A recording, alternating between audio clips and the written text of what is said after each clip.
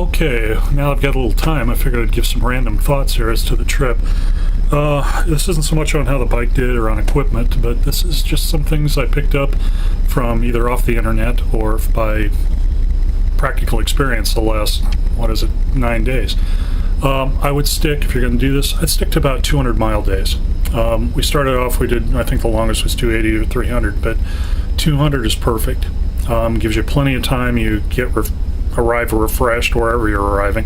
It's usually about 200 miles between stops. So you can stop along the way about every 60 miles. Stretch your legs. On the Alcan, no problem. You can stop in the middle of the road if you wanted to, or just off to the side anyway, and nothing's going to come along. Everybody's pretty good about getting out of your way and you getting out of their way. Just take your time and enjoy it. I would travel light. On a KLR especially, we kept it to a minimum. My brother and I, especially myself, I carried a couple of pairs of socks, a few pairs of underwear, washed along the way. If you stay at motels, everyone had a laundromat, every single one. They just kind of, I think, catered to that. I should point out too that Alaska, it's like the mecca for motorcycles and RVs, but tons of bikes up here. Like everybody's doing the same thing. It's like we all have to take this trip before we die. I don't know, salmon swimming upstream. But tons of bikes. Most of them are BMW GSs of all sizes, from the smaller ones to the bigger ones. By far the most prevalent bike in a dual sport. You see a lot of Harleys. Surprisingly, they get around pretty well. Some Gold Wings, but I think they stayed on the main roads. But KLR is perfectly suitable for this trip. I don't care what anybody says. You may have to put a little work into it with the, if you know what you're talking about, the thermobob and the cam chain tension or the doohickey. Do those, put your mind at ease. Other than that, you can put Farkles on it. You don't necessarily need them for this trip. I put a lot on mine, made it more comfortable, like the Seat Concept seat and the Alaska butt pad and all that stuff. It helps. Could you do it without? You certainly could. It's all up to what you want to go with. Most of the people up here, we were going to go to the Arctic Circle. We ended up stopping because of weather conditions. It was raining bad, and it would have been a miserable thing. Most of the people here weren't doing the Dalton. Most of them were doing the circle route, where you go from Talk to Fairbanks, and then down past Denali into Anchorage, and then back up to Talk, and then back down. It's what most riders were doing. And I could see it would be a lot less stressful. The weather up here is unpredictable. Places we, looked at in advance were supposed to be hot. All of a sudden they were cold and rainy. Places that were supposed to be cold and rainy, like yesterday and when we left Haines, one guy off the ferry system said, "I've never seen weather like this. It was so hot. It was like 80 degrees." You got to go with the weather. A lot of people say, you got to go with Mother Nature. I don't believe in Mother Nature. I believe in God. I figure if God wants you to get there, you're going to get there. He's going to make it possible. At the same time, if you don't believe in God, stick with following the weather. It is the journey and not the destination. Got to remember that. I've had a great time, spending time with my brother. That's another thing. Travel with somebody if you can. I know some people that are taking this that we met coming out of Bellingham, coming up here. They were traveling by themselves. My brother and I, we've had a wonderful time. Then again, our demeanors are kind of the same, so we get along well in traveling. But travel with somebody if you can. Be comfortable. A lot of people say, you need this particular pair of pants or stuff. I'm giving you what I took along. But I wore jeans on the way up here, Nautica jeans. I've had overpants that I put on. They were great, but I ended up taking the knee pads out, the CE armor, because I figured I wouldn't need it. Made it harder for them to fold up and put in my bag. Theoretically, you could get by with I would go with some type of a jacket. I had a Jaunt T2, and so did my brother. It worked out great. Like I said earlier, we had heavy rain for a few days. Didn't get wet except for one of my boots. That's why I can't give a real good glowing recommendation to the Vega boot I had, but it was only one boot, so I'm assuming maybe it was quality control just on it. Bottom line, you could do it with jeans, t-shirt, fleece, and then a good rain jacket. Most times you're not going to have, at this time of year, the weather that we had. But once again, it's all weather dependent and how comfortable you want to be. Travel light, you'll be fine. I would say stay in motels and cabins along the way. Bring a tent, bring a sleeping pad. Air pad is good because they're light. Bring a sleeping bag, and just in case you can't find a place to stay. But we didn't have any trouble finding places. And it's always good at the end of the day to crawl into a bed.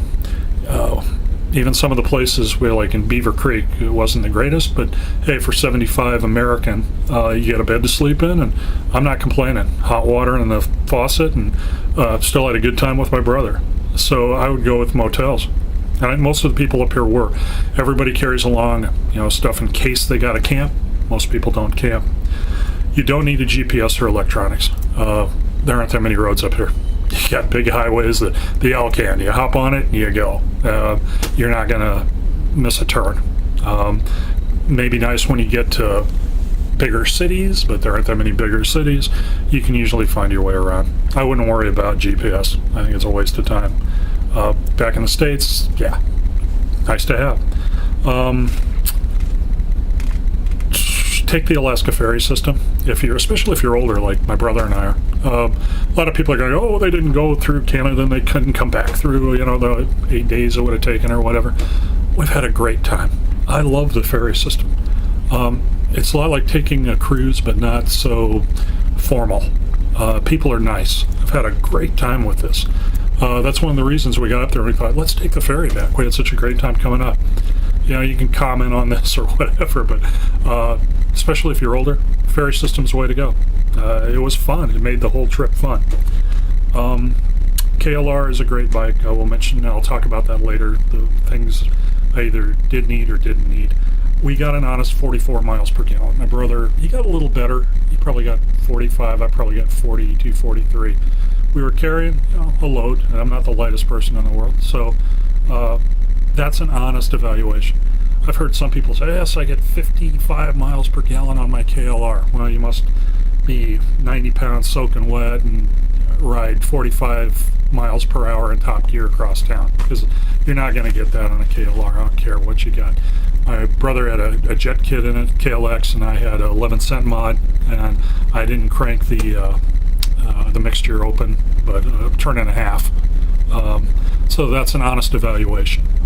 The most beautiful places we saw, everything is beautiful. The cruise ship, the view out the window is beautiful. But for the ride, I would say Destruction Bay, going from Haines Junction to Tote, was just outstanding. On one side you've got Sawtooth Mountains, snow-capped. On the other side you've got a turquoise lake, and it goes on for miles and miles and miles. Up until now I thought Coeur d'Alene was the prettiest place in the world. I've had to change that. That was gorgeous. Also the ride from Haines to Haines Junction in the Canadian part of it, outstanding. And Haines itself is beautiful. I showed pictures of that or video of it earlier. But that being said, the Canadian roads from Haines to Haines Junction, there were two stretches. One was a 10K, a 6.6 mile, and the other worked out to like 8 mile. It was like 15K. And muddy, tough, in some cases dangerous. We were riding along and we hit some freshly poured gravel, and it was thick, and we almost went down. My brother almost went down. And that's something I should point out. They talked earlier about one guy I remember on the internet was saying it's can be like 100, 200 miles of no problem, followed by 5 seconds of total panic. That's pretty much what it is. You can be going along, no problem with the roads, all of a sudden there's a gigantic pothole like the one I talked about hitting earlier. And I almost had a big tank slapper. I mean, I thought I broke some of the front end of my bike. It was so bad. But when they fill up with water, you can't tell. They look a lot like just a small depression in the road with water. And a lot of times when we were traveling, it was rainy, misty, hard to see. So you got to be careful for those things. And I started, not getting so sedate in my driving and actually be looking, and you've got to look. Because there were other ones, and because I was looking, I avoided them. And same with my brother. So watch out for the potholes. other than that, I can't really think of anything else to add. I will talk about the bike when we get back. I'll go more into detail on that and the modifications, and and talk about my brother's Gen 2, which did just fine also. But great bike. So we actually had several people come up throughout the course of this. Even on the ferry system, one guy came over, and there were all these really expensive GSs and a lot of nice looking Harleys, but I don't know how they fare up here. But he came over to my old Gen 1 and he goes, "Man, that is a nice looking Gen 1. So people that know what they know about this know that it's a good bike. And there were no snobs on this thing either. We had a good time with the other riders. Talked to quite a few of them. The GS guys, they weren't snobs for having BMWs, and we weren't sitting there going, "Oh, we have these lowly KLRs." Everybody just seemed to get along. Everybody's up here for the same purpose, and what that purpose is, I'm not quite sure, but I'm glad I came. I'm glad I did this. Something like I said, it's almost a mecca for bike riders, and same with my brother. We've talked about this for years, and something we had to do. Anyway, we'll talk about the bike here when we get back.